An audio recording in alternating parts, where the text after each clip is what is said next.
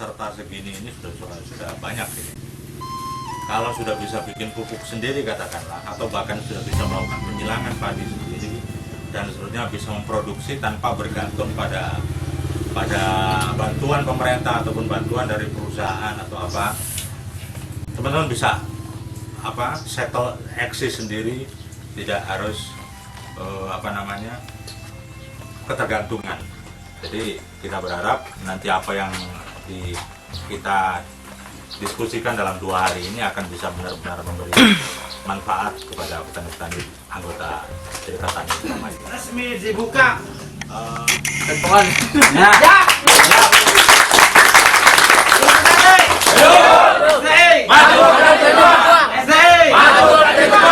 Ya, assalamualaikum warahmatullahi wabarakatuh. Nah, setelah ini kawan-kawan SPI diharapkan untuk mengikuti pelatihan pertanian alami ini selama 2 hari dan kudu titen.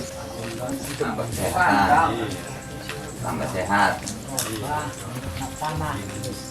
Masalah pangan ya.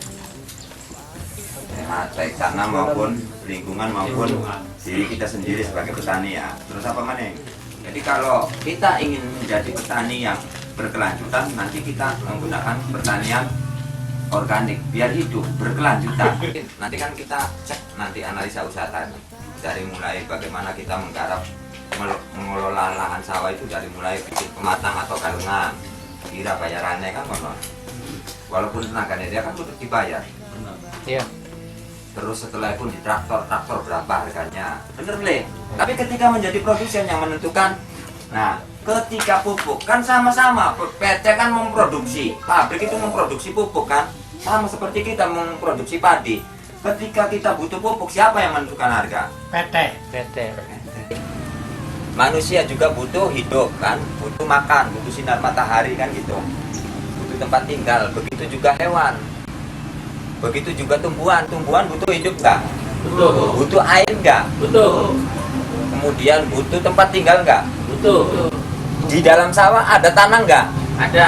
Berarti kan anak tanah. Ada air. Anak air nggak? Ada. Berarti ada air di sini ya, ada air. Kalau musim kemarau nggak ada. Jadi mana kok? Ini ada akar. Nah, kemudian padi ini ada nggak yang memakan? Tidak ada yang memakan Hah? padi. Ada. Nggak ada. Makanya memakan. Bukan akarnya yang memakan. Yang makan padi nggak? Makan. Tikus makan padi nggak? Nanti di sini ada satu kelompok pemakan ya. Begitu. Jangan salahkan dia itu hama. Kalau kita kasih sayang, kasih makan, dia tidak akan makan padi. Benar nggak? Selama Roundup, selama Aliplus atau herbisida masih di tangan petani, maka akan timbul masalah yang lebih besar lagi. Atau makan apa? Capung, kijang. Berarti nggak makan tanaman. Berarti pemangsa kan? Masuknya golongan sini. Tugasnya cacing untuk apa? Gembur tanah Pak. Penggembur tanah kan? Dia makan tanah kemudian membuat apa? Bikin subur tanaman. Bikin subur dan membuat rongga, Iya, rongga tanah. rongga dalam tanah. Karena ini juga butuh Rongga. di sini mendung atau anak matahari ya, Bli? Matahari. Ya, kita lihat sama Bella. Ya Pak, cerita naik bengi berarti bulan. Butuh. Ya, iya. Ini kan butuh sinar matahari kan? Iya. Kan sama seperti itu. Ini makhluk hidup ini juga butuh sinar. Yang pemangsa tanaman butuh sinar nggak? Betul. Manusia butuh. Sinar. Nah, ini butuh sinar nggak? Betul. Nah, makanya dia membentuk rongga-rongga udara. Kemudian belut juga. Pakai binaran lu Pak Pari. Ya, Pakai binaran lu Pari. Iya lah kebanyu. nah kabanyu weh. Kalau dibutuhkan sinar kan. Sing diserap lah kebanyu. Kemudian di dalam ada mikroorganisme. Nah, di sini ada ini kan perlu ada makanan nggak? Bisa hidup ini. Perlu. Berarti ada makanan ya, ada N ya. Nah, N ini dari mana? Ada bahan organik, Pak. Organik. Ada bahannya karena Dulu itu pelita itu kan 5 tahun. Jadi harus 5 tahun itu kalau ditanam terus-menerus tanpa rehabilitasi, tanpa pemurnian itu bisa menimbulkan ledakan hama, juga bisa produksi menurun. Makanya harus kita kembalikan lagi, maksudnya bagaimana cara proses rehabilitasi pemurnian, diseleksi lagi, ngambil bibit unggulnya. Siap berbakti padamu bumi pertiwi. Kamilah putra Sawah organik, kemudian tanah campur pasir. Maka coba kita bisa melihat sejauh mana kondisi tanah yang sekarang ini. Siap yo, silakan. 1, 2, 3, lepas. wujudkan pertanian dari racun kimiawi. Mari kita kembali kepada yang alami. Menuju kemakmuran, melawan kelaparan, untuk kedaulatan. Maka tanah baru, tanah hutan sebenarnya bagus. Karena mau itu langsung apa kok bisa. Bisa mati produksi kurangan kan kita nampak nakal kimia terus. Iya. Nanti kita akan membuat mol atau mikroorganisme lokal atau M4. Ini bahan-bahannya kelompok 1 kan ada nomor 1 tuh. 1 bahan-bahan. 1 harus menyediakan pepaya matang. Ya. Pepaya matang. Pepaya matang. Dengan kita kreatif membuat pupuk sendiri, paling tidak pupuk ini nanti bisa membantu kesejahteraan kita ke depan kan kayak gitu Pak. Sebab sekali lagi sering kita sampaikan yang namanya kesejahteraan itu ya kita kudu obah Pak, kudu bertindak gitu. Ai merong beneng arep umah ya kapan sejahteraan ya kan? Ya kan kayak konon Pak. Iya sebab yang namanya kesejahteraan itu menurut Gus Dur ya kudu kerja, kudu mola, kudu kreatif kan kayak konon. Entas pelatihan ki, sing penting dicoba dipraktekaken. Sok ngomong karo kita, bokat butuh apa, butuh mana aja mau masuk araripin kita kije pengen deleng, pengen matang segala so ayo diantar. Di sisi lain kita melepaskan ketergantungan petani terhadap pihak-pihak lain. Soal pengadaan benih, soal pupuk, pestisida dan lain, kita menjadi petani yang mandiri dan akan menuju sejahtera. Tapi ya memang pekerjaannya sangat berat. Kita rancang, ya udah kalau begini ada petakan, 1 petak ini nanti di organik full ya, yang 1 petak ini bisa pakai kimia. Nanti kan ada pertemuan rutinan di situ. Nanti kita amati bagaimana perkembangannya, bisa nanti 1 minggu lagi nanti kita terus sampai perlakuannya seperti itu. Nanti sampai hasil akhirnya seperti apa? Bikin baik supaya mempercepat pelapukan pembusukan, dekomposisi ya. Yang nanti yang bapak-bapak buat ini ya seperti ini nanti jadinya. Tapi khasiatnya beda-beda. Dan karena mikroba itu kan kebutuhan mikroorganisme yang ada di dalam tanah itu kan membutuhkan yang berbeda-beda juga, memperbanyak aneka-ragaman. Kamilah putra dan putri, petani pejuang rakyat negeri, siap mengabdi, siap berbakti padamu bumi pertiwi. Kamilah putra dan putri, patut taat dan berjiwa satria, tak kenal rintangan, tak kenal penghalang, wujudkan pertanian dari racun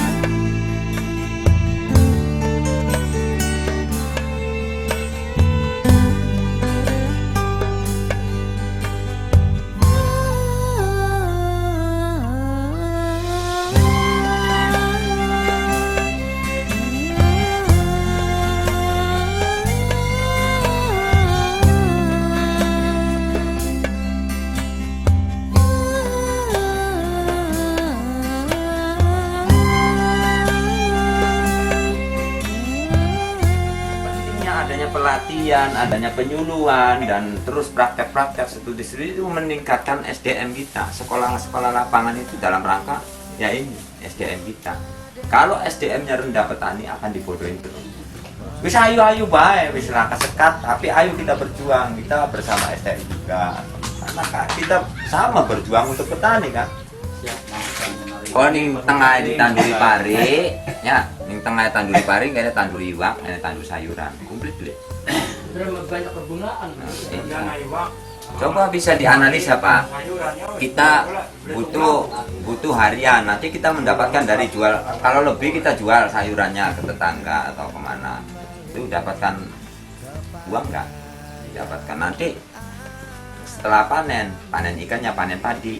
Tapi harapan dari praktek ini bisa ada lahan studi yang kita amati bareng-bareng setiap minggu. Satu musim 12 kali pertemuan. Nanti bisa kita amati hamanya apa aja. Nanti kita aplikasinya seperti apa. Terus apa mana yang pestisida sing digunakan? Ya sampai tengah panen kayak buat semprot hama. Jadi pokoknya tukul semprot hama apa sampai tekaning panen, kira-kira butuh akan dana pira? 2 juta. Aku tukul buat semprot Pak. 3 juta ya. Oh kan penyemprotannya pestisida. Ya kan semennya gede ya kita langkah hasilnya apa-apa. Iya. Masa nggak sadar kita?